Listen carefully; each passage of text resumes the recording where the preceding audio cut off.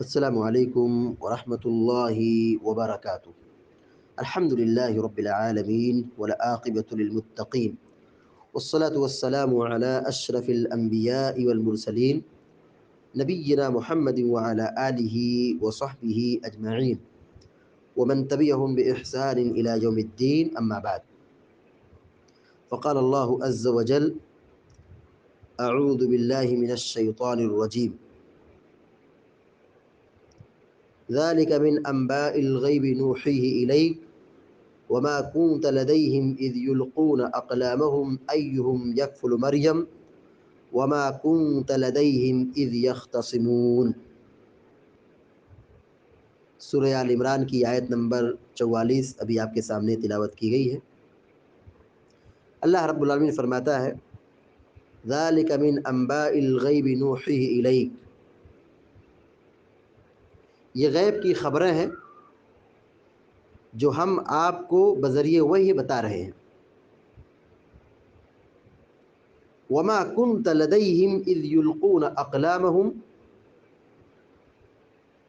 اور آپ اس وقت نہیں تھے جب لوگ اپنے قلم کو دریا میں ڈال رہے تھے۔ نہر اردن میں قرآن اندازی کے طور پر قلم پھینک رہے تھے، قلم ڈال رہے تھے، تو اس وقت آپ نہیں تھے۔ ایہم یکفل مریم، مریم کی کفالت کون کرے گا؟ یہ قرآن اندازی ہو رہی تھی، قلم پھینک کر کے قرآن اندازی کر رہے تھے اس بات پر کہ مریم کی کفالت کون کرے گا۔ وما کنت لدیہم اذ یختصمون، اور آپ اس وقت وہاں نہیں تھے جب لوگ جھگڑ رہے تھے، اختلاف کر رہے تھے۔ مریم علیہ السلام کی کفالت کے سلسلے میں لوگ اختلاف کر رہے تھے، اس وقت بھی آپ نہیں تھے، وہاں موجود نہیں تھے۔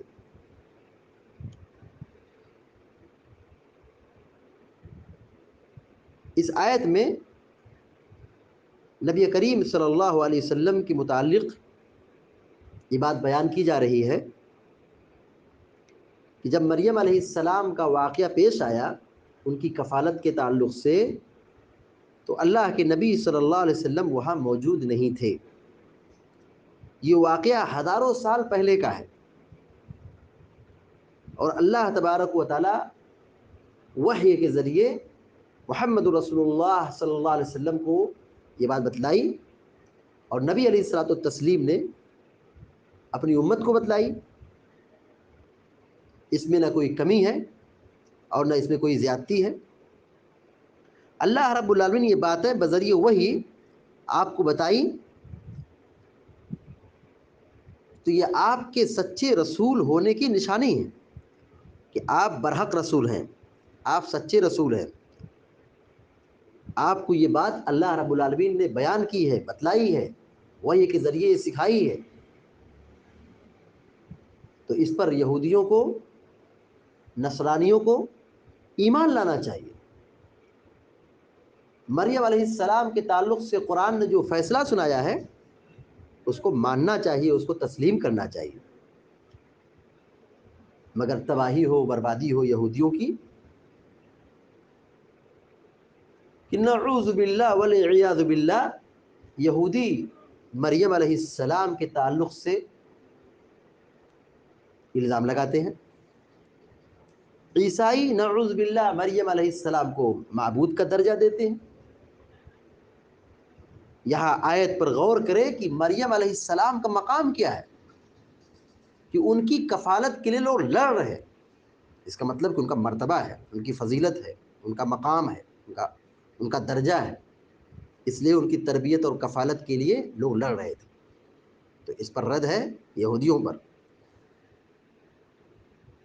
عیسائیوں پر رد ہے اس طور پر کہ مریم علیہ السلام کی تربیت اور کفالت کے لیے لوگ قرآن اندازی کر رہے تھے، ایک دوسرے سے سبقت کرنے کی کوشش کر رہے تھے۔ مریم مخلوق ہیں، ان کی کفالت ہوئی، وہ پیدا ہوئی، وہ اللہ کی بندی ہیں، جن کی کفالت کی گئی، جن کی تربیت کی گئی، جن کی نگرانی کی گئی، بتاؤ وہ مجبور ہے، کمزور ہے، وہ معبود کیسے ہو سکتا ہے؟ جو مخلوق ہے وہ معبود نہیں ہو سکتا ہے۔ عبادت کا مستحق رب العالمین ہے، خالق ہے، مخلوق معبود ہو ہی نہیں سکتی، مخلوق کی عبادت ہو ہی نہیں سکتی۔ حضرت مریم علیہ السلام کی کفالت کے سلسلے میں آتا ہے کہ ان کی ماں انہیں مسجد لے گئی، بیت المقدس، اور وہاں علماء سے کہا کہ میں نے اس کی نذر مانی تھی اور میں پوری کر رہی ہوں اور آپ لوگوں کے حوالے کر رہی ہوں، اب آپ لوگ اس کی دیکھ کریں، اس کی کفالت کریں۔ تو وہاں ہر آدمی ان کی کفالت کے لیے آگے بڑھنے لگا، کیونکہ وہ ان کے امام عمران کی بیٹی تھیں۔ مریم کون ہے؟ مریم بنت عمران۔ عمران کون ہے؟ امام تھے۔ زکریا علیہ السلام نے کہا کہ میں تربیت اور کفالت کا زیادہ حقدار ہوں، کیونکہ اس کی خالہ میری بیوی ہے۔ ظاہر الخالۃ بمنزلۃ الام، خالہ یہ ماں کی قائم مقام ہے، ماں کے درجے میں ہے۔ مگر لوگوں نے اس بات کو، اس رائے کو قبول نہیں کیا، اختلاف ہو گیا۔ بالآخر اختلاف سے نپٹنے کے لیے، اختلاف کو حل کرنے کے لیے لوگ قرآن اندازی پر مجبور ہو گئے۔ بالآخر نہر اردن میں قرآن اندازی ہوئی۔ اس کی شکل یہ تھی کہ ہر آدمی اپنا قلم اس پہ ڈالے دریا میں، نہر اردن میں۔ جس کا قلم ثابت رہے گا، کھڑا رہے گا، قائم رہے گا، مریم کی کفالت وہی کرے گا۔ بہرحال سب لوگوں نے اپنا اپنا قلم دریا میں ڈالا، سب کا قلم ڈوب گیا، مگر زکریا علیہ السلام نے جب قلم ڈالا تو ان کا قلم ثابت رہا۔ تو مریم علیہ السلام کی کفالت زکریا علیہ السلام نے کی، جیسا کہ اس سے پہلے آیت میں بات بیان کی جا چکی ہے۔ وَكَفَّلَهَا زَكَرِيَّا كُلَّمَا دَخَلَ عَلَيْهَا زَكَرِيَّا الْمِحْرَابَ وَجَدَ عِندَهَا رِزْقًا۔ مریم علیہ السلام کی کفالت زکریا علیہ السلام نے کی، کیونکہ وہ جب کفالت کا جو فیصلہ ہوا اس بنیاد پر جن کا قلم ثابت رہے گا وہی کفالت کرے گا، تو زکریا علیہ السلام کا قلم کیا رہا؟ ثابت رہا، ڈوبا نہیں، بہا نہیں، ثابت رہا، کھڑا رہا۔ تو لوگ مجبور ہو گئے اور کفالت کی ذمہ داری زکریا علیہ السلام کے حوالے کر دی گئی۔ یہاں پر اہل علم نے اس آیت سے دو بہت اہم نقطہ ثابت کیا ہے۔ اس آیت میں اس بات کی نفی ہوتی ہے کہ رسول اللہ صلی اللہ علیہ وسلم غیب کا علم رکھتے تھے، اس بات کی نفی ہے، کیونکہ اللہ تعالیٰ کیا کہہ رہا ہے؟ ذَلِكَ مِنْ أَنْبَاءِ الْغَيْبِ نُوحِيهِ إِلَيْكَ، یہ غیب کی خبر ہے، ہم آپ کو بتاتے ہیں۔ رسول کو علم نہیں ہے، یہ واقعہ ہزاروں سال پہلے کا ہے، رسول کو علم نہیں ہے، اللہ نے خبر دی، وحی نازل کی، تب رسول کو معلوم ہوا۔ پہلا نقطہ یہ معلوم ہوا کہ نبی علیہ السلام کو، پیارے نبی صلی اللہ علیہ وسلم کو غیب کا علم نہیں تھا۔ غیب کی نفی کرتی ہے یہ آیت۔ انہیں غیب کی وہی باتیں معلوم ہوتی تھیں جن کی خبر اللہ بذریعہ وحی ان تک نازل کرتا تھا۔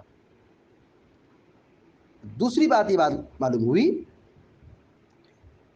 کہ اس سے منکرین وحی کی تردید بھی ہوتی ہے، اس لیے کہ جو باتیں رسول اللہ صلی اللہ علیہ وسلم نے مریم علیہ السلام کے بارے میں لوگوں کو بتائی، وہ یا تو مشاہدے کا نتیجہ ہو سکتی تھی جو محال تھا، اس لیے کہ رسول اللہ صلی اللہ علیہ وسلم ان دنوں موجود نہ تھے، یا پھر اللہ نے انہیں بذریعہ وحی بات بتلائی۔ اور یہ بات صحیح ہے کہ اللہ نے آپ پر قرآن نازل فرمایا جس میں اس واقعے کی تفصیلات موجود ہیں، یہ وحی کا ثبوت ہے۔ یہ کیا ہے؟ وحی کا ثبوت ہے۔ اور وحی کی دو قسمیں ہیں، وحی متلو قرآن کریم، اور وحی غیر متلو حدیث نبوی صلی اللہ علیہ وسلم۔ مریم علیہ السلام کی کفالت زکریا علیہ السلام نے کی، اور اللہ تعالیٰ کہہ رہا ہے اے نبی محترم، آپ اس جگہ نہیں تھے، اس وقت نہیں تھے، یہ ہزاروں سال پرانا واقعہ ہے۔ اس سے عقیدے کا وہ مسئلہ بھی مردود ٹھہرتا ہے۔ بہت سارے کلمہ گو مسلمان بھائی یہ عقیدہ رکھتے کہ نبی حاضر و نادر تھے، یہاں اللہ تعالیٰ کیا کہہ رہا ہے؟ آپ نہیں تھے، آپ موجود نہیں تھے، آپ کو نہیں معلوم ہے. لوگ کہتے ہیں نہیں نبی حاضر ناظر ہے، نبی یہاں آتے ہیں وہاں آتے ہیں. یہ جاہلوں کا مشرکانہ عقیدہ ہے، یہ اسلام کا عقیدہ نہیں ہے کہ نبی حاضر و ناظر ہوتے ہیں. نبی علیہ الصلوۃ والسلام جس زمانے میں تھے اسی زمانے میں تھے. آپ کی نبوت ہر زمانے میں، قیامت تک کے لیے آپ کی نبوت مسلم ہے. جب آپ کو نبوت دی گئی وہاں سے لے کر کے قیامت تک آنے والوں کے لیے آپ کیا ہیں؟ نبی ہیں، آپ رسول ہیں. لیکن آپ ہر جگہ حاضر و ناظر نہیں. یہ شرکی عقیدہ ہے، یہ کفری عقیدہ ہے، اسلامی عقیدہ نہیں ہے. اس آیت سے جو باتیں ثابت ہوتی ہے، نمبر 1 علم غیب کی نفی، کہ انبیاء غیب نہیں جانتے. نمبر 2 قرآن دادی کا ثبوت. امام قرطبی رحمۃ اللہ علیہ نے اس آیت سے یہ استنباط کیا ہے کہ قرآن دادی درست ہے. نمبر 3 وحی برحق ہے، اللہ تعالیٰ وحی نازل کرتا ہے نبیوں پر، رسولوں پر. حاضر ناظر کی تردید. نمبر 4 حاضر و ناظر کی تردید. اور نمبر 5 اور آخری بیٹیوں کی کفالت، بچیوں کی تربیت. ایک زمانہ تھا مریم علیہ السلام کی کفالت کے لوگ لڑ رہے تھے، قرآن دادی کر رہے تھے. نبی علیہ السلام کے زمانے میں بھی بیٹیوں کی کفالت، یتیم بیٹیوں کی کفالت کے لیے لوگ لڑتے تھے، سبقت کرتے تھے. اور آج ہم بیٹیوں کی پیدائش پر ناراضگی کا اظہار کرتے ہیں. بیٹیاں یہ نیکی ہے، ان کی کفالت پر شریعت میں بہت بڑے اجر و ثواب کی بشارت دی گئی ہے. جہنم سے رکاوٹ اور جہنم سے دوری اور جنت میں داخلے کی ضمانت دی گئی ہے. لہذا ہماری اور آپ کی ذمہ داری بنتی ہے کہ ہم شریعت کی روشنی میں زندگی گزاریں. اللہ تعالیٰ سے دعا ہے کہ اللہ تعالیٰ ہم سب کو آپ سب کو نیک عمل کی توفیق عطا فرمائے. آمین یا رب العالمین. وصلی اللہ علی نبینا محمد وسلم تسلیما کثیرا. السلام علیکم.